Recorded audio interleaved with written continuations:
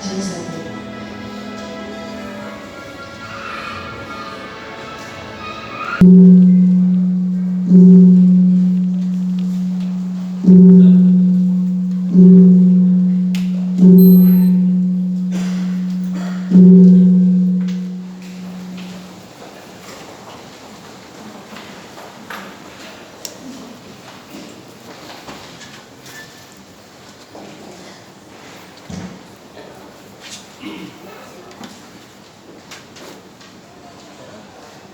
Selamat pagi Bapak Ibu, saudara-saudara, sidang jemaat yang terkasih dalam Tuhan Yesus Kristus, yang hadir beribadah di ruangan gedung gereja ini, maupun Bapak Ibu saudara-saudara yang mengikuti ibadah secara live streaming.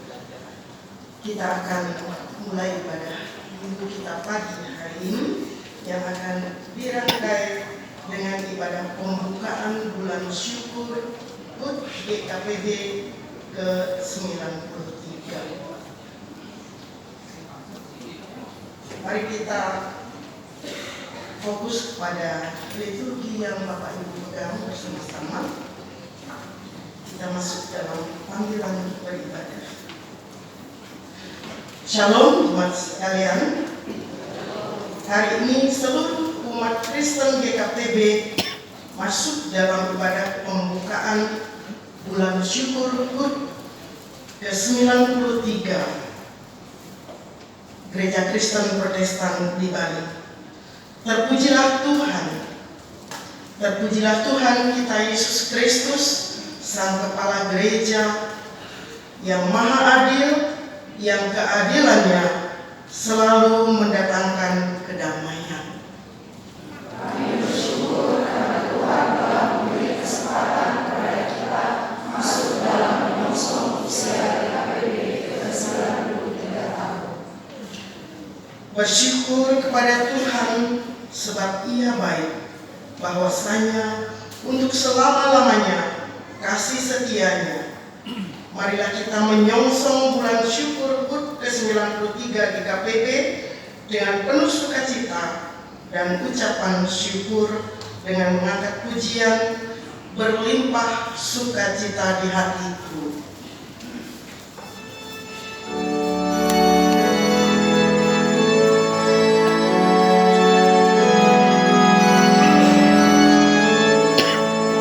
Berlimpah sukacita di hatiku.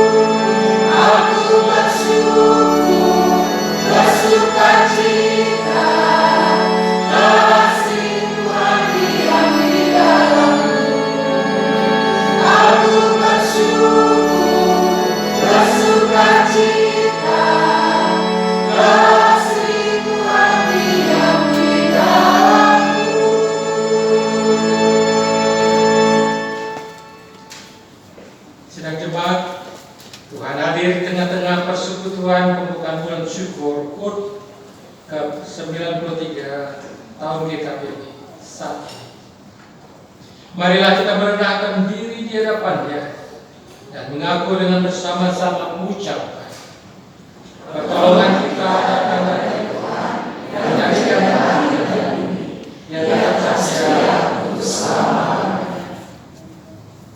Salam sejahtera dari Allah Tritunggal, Bapa, Tuhan Yesus Kristus dan Roh Kudus kepada saudara. Salam sejahtera bagi saudara juga.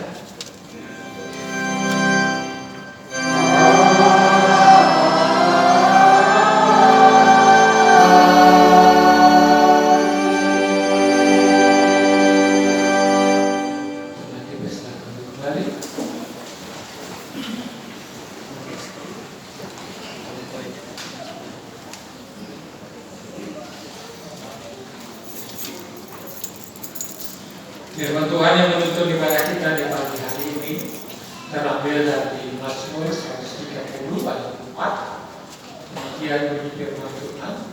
Tetapi padamu ada pengampunan supaya engkau ditakuti orang. Terpujilah Tuhan yang kita sembah, yang kita kenal di dalam Tuhan kita Yesus. Sebab di dalam hatinya selalu tersedia pengampunan bagi setiap orang. Semua ini disediakan bukan supaya kita bebas melakukan kesalahan, melakukan pelanggaran, tapi supaya kita menjadi anak-anak Tuhan yang takut kepada-Nya. Kita sambut firman Tuhan ini dengan pujian disalib dengan khusus.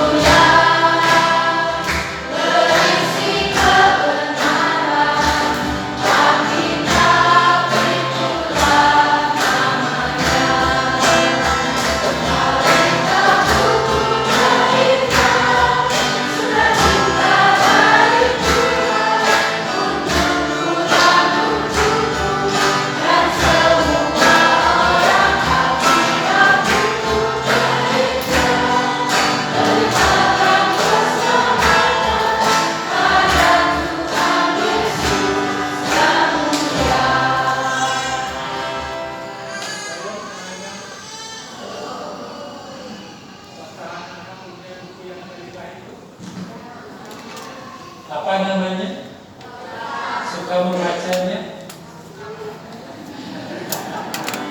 Bosan Pak Pendeta bikin nyantuk gitu ya? Ya, kita harus suka membaca Alkitab karena di dalamnya kita akan mendapat tuntunan bagaimana kita hidup berkenan, hidup benar di hadapan Tuhan. Kalau kita bisa hidup benar dan berkenan di hadapan Tuhan, Tuhan pasti senang, Tuhan pasti menyayangi kita semua. Maka itu dari kecil kita harus senantiasa belajar untuk membaca firman Tuhan dan juga belajar untuk Bapak Ibu serta diri. Mari kita berdoa dan mendengarkan.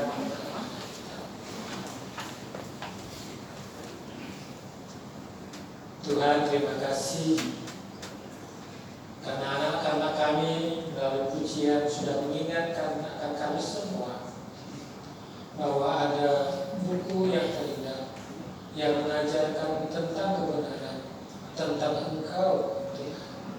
Ajar kami senantiasa untuk berpegang pada ajaran-ajaran Tuhan yang terkandung dalam Alkitab. Ajar pula kami, anak-anak kami, untuk senantiasa melakukan kebenaran firman-Mu itu. Terima kasih ya Tuhan. Dalam masa tumbuh kembang anak-anak kami pertaruhkan ke pemeliharaan Tuhan. Biar anak-anak kami boleh bertumbuh dengan baik dalam kehidupan jasmani mereka, rohani mereka, mental mereka, supaya semuanya ini boleh menjadi kemuliaan bagi nama Tuhan. Kami mohon berkat kepada anak-anak kami Tuhan. Kasih karunia dan damai sejahtera Allah Tritunggal, Bapa, Tuhan Yesus Kristus, dan Roh Kudus menyertai dan memberkati anak-anak sekarang ini sampai selama-lamanya. Amin. Jemaat silakan. Dengan bermazmur Mazmur 143. Mari kita siapkan Mazmur 143 ayat 1, 2, 8 dan 10.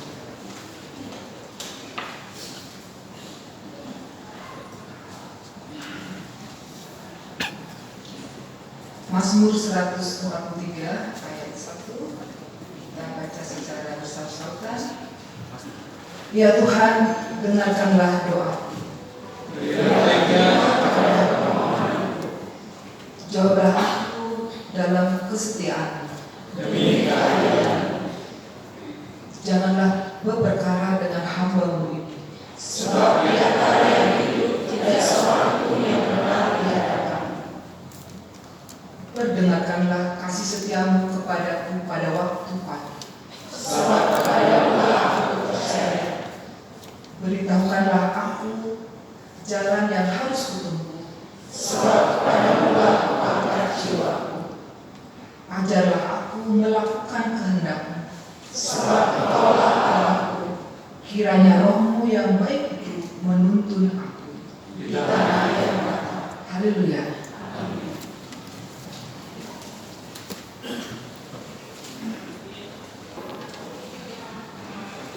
Bapak Ibu dan saudara yang dikasihi oleh Tuhan,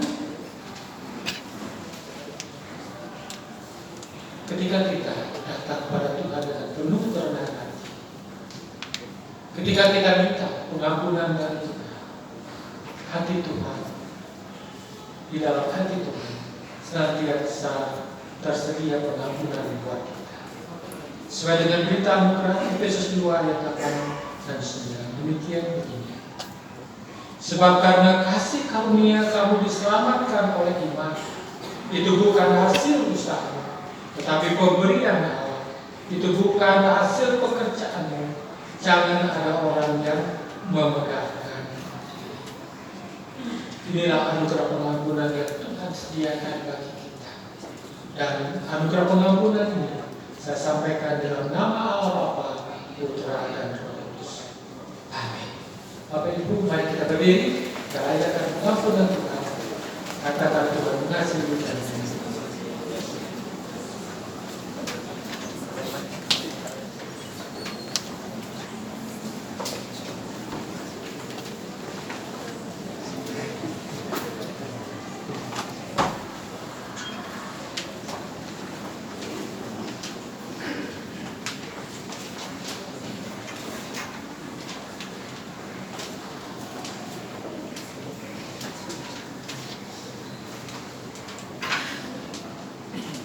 Pagi hari ini kita juga diingatkan kembali akan hukum Tuhan dan senantiasa patut kita lakukan dalam hidup kita.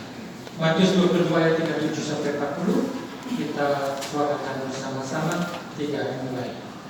Jawab Yesus kepadanya, kasihlah Tuhan Allahmu dengan segenap hatimu dan segenap jiwamu dan segenap akal. Itulah hukum yang pertama dan hukum yang kedua yang sama dengan kasihlah sesama manusia seperti Yesus. Pada kedua hukum inilah ada unsur dan adakah tempat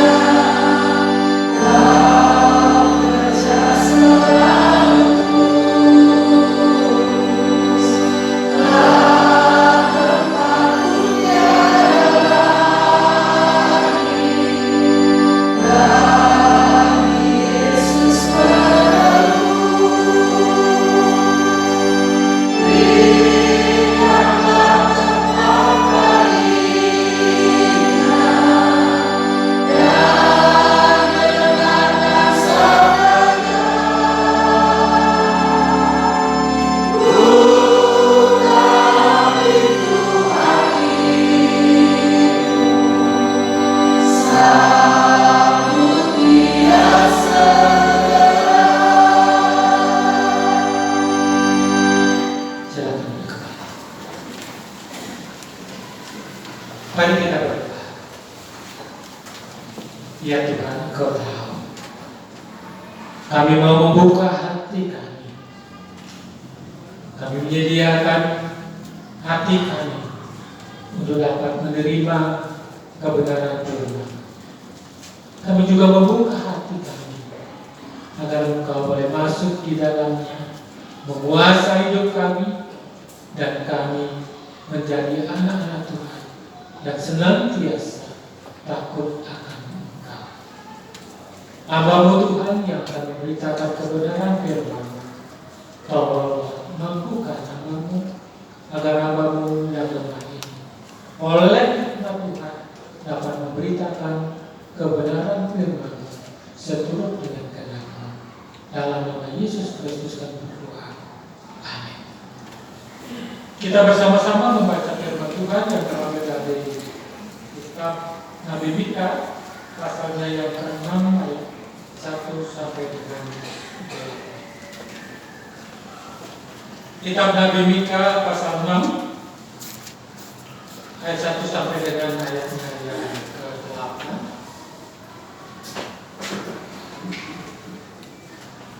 Kita akan baca bersama-sama di bawah judul perikop pengakuan, tuntutan, dan hukuman Tuhan terhadap umatnya. Kita akan baca bersama-sama 3 mulai. Baiklah, dengar firman-Mu, ucapkan, bangkitlah, lancarkanlah pengakuan Tuhan-Mu, dan biarlah dengarlah yang dulu pengakuan, dan pasanglah telinga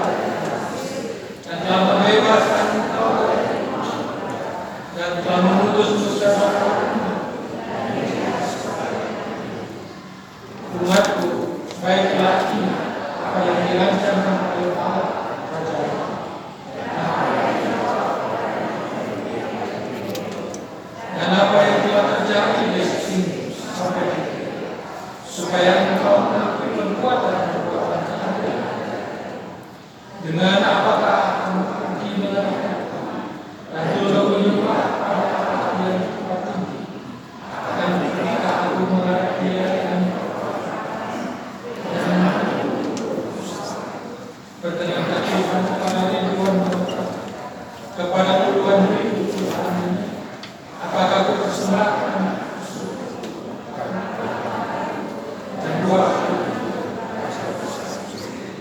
Hai manusia, tadi beritahukan kepadamu, dan apakah yang dituntut selain mencintai dan hidup. Demikian pembacaan firman Tuhan yang berbahagia. Dan semua kita yang mendengar firman-Nya dan mau melakukan dalam hidup setiap hari. Haleluya.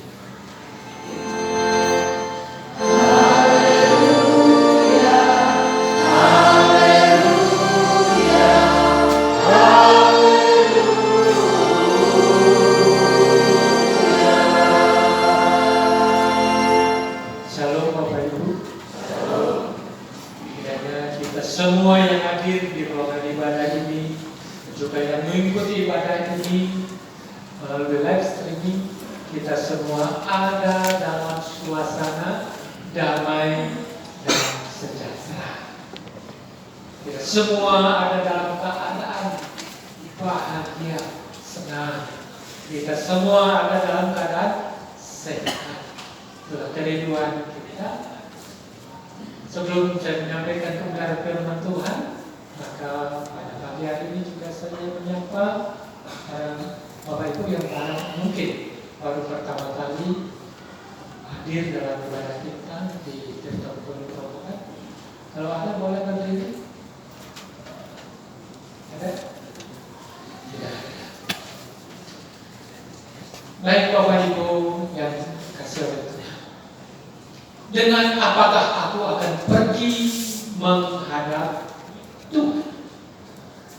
Itulah judul renungan kita pada pagi hari ini. Dengan apakah aku akan pergi menghadap Tuhan?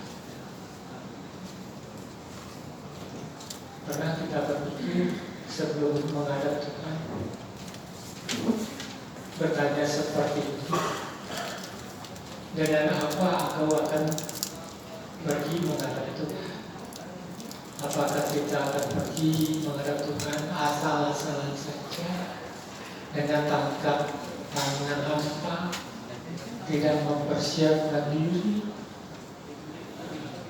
Sepertinya kita perlu Bapak Ibu dan Saudara terus menerus bertanya untuk mengoreksi diri kita sendiri, agar ketika kita datang menghadap Tuhan, kehadiran kita di hadapan Tuhan sungguh-sungguh berkenan. Bapak Ibu dan Saudara yang dikasihi oleh Tuhan, pertanyaan dengan apakah aku akan pergi menghadap Tuhan, ini sebuah pertanyaan yang diajukan, disampaikan oleh umat Tuhan ketika Tuhan melalui Nabi Mika menyampaikan gugatan, menyampaikan tuntutan atas apa Bapak Ibu? Atas umat Tuhan yang seperti pepatah mengatakan bagaikan kaca. Wah, lupa kulitnya. Apa artinya? Artinya orang yang tidak tahu berterima kasih, yang tidak mau mengingat akan kebaikan yang telah dilakukan oleh Tuhan itu sendiri. Tuntutan ini disuarakan oleh Nabi Mika dengan lantang, baik kepada alam semesta, pada gunung, suarakanlah dengan kuat apa yang menjadi tuntutan daripada Tuhan. Melalui Nabi Mika, Tuhan mengatakan, coba lihat apa yang pernah aku lakukan untuk engkau. Adakah aku melakukan kesalahan? Adakah aku melakukan kelalaian di dalam menjadi Allahmu? Ternyata mereka tidak dapat menemukan satupun kesalahan yang diperbuat oleh Tuhan. Kemudian Tuhan menunjukkan kebaikan-kebaikan yang telah dilakukan Allah kepada mereka. Allah mengingatkan perbuatan ajaib, perbuatan besar yang sungguh-sungguh adalah perbuatan yang patut disyukuri. Pertama, bangsa Israel diajak mengingat akan sebuah kejadian masa lalu di mana bangsa Israel pernah menjadi bangsa yang diperbudak di Mesir. Bangsa itu tidak memiliki kekuatan apapun untuk melepaskan dirinya. Walaupun mereka telah berusaha, tetap saja mereka tidak melakukannya. Sehingga oleh karena jeritan tangis yang disampaikan oleh umat Tuhan sampai ke telinga Tuhan, lalu Tuhan melalui Musa dan Harun menolong umat Israel membebaskan mereka.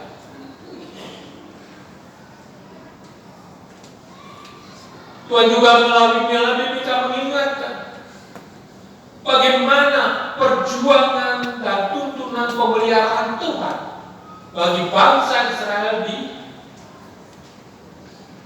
perjalanan keluar dari Mesir sampai ke Kanaan.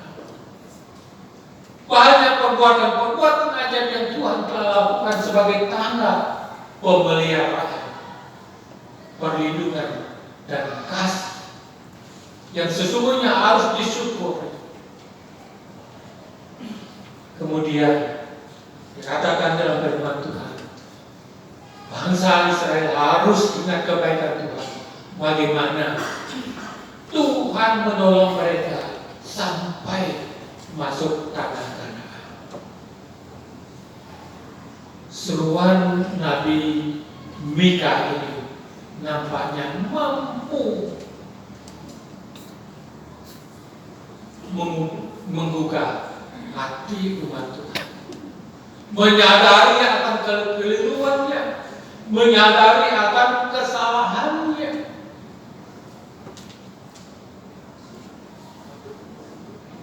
Lalu Bapak Ibu dan Saudara, mereka bertanya, dengan apakah aku akan pergi menghadap Tuhan supaya Tuhan tidak murka lagi, supaya di antara umat dan Allah terjadi perdamaian. Bapak Ibu dan Saudara yang dikasihi oleh Tuhan, bangsa Israel mungkin berpikir dengan upacara, dengan membawa korban, bahwa itu akan menjadi syarat untuk melunakkan hati Tuhan.